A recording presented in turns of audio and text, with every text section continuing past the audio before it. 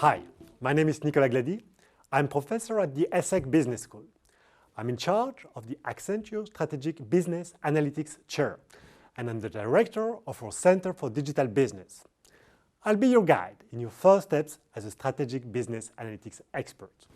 With this MOOC, we'll have a first overview on strategic business analytics topics. We'll discuss a wide variety of applications of business analytics, from marketing to supply chain or credit scoring and HR analytics. We'll cover many different data analytics techniques, each time explaining how to be relevant for your business. We'll pay a special attention to how you can produce convincing, actionable, and efficient insights. We'll also present you with different data analytics tools to be applied to different types of issues. By doing so, we'll help you develop 4 sets of skills needed to leverage value from data: analytics, IT, business, and communication.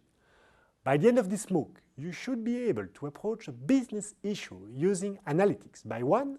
Qualifying the issue at hand in quantitative terms, and 2. Conducting relevant data analysis, and 3. Presenting your conclusions and recommendations in a business-oriented, actionable, and efficient way.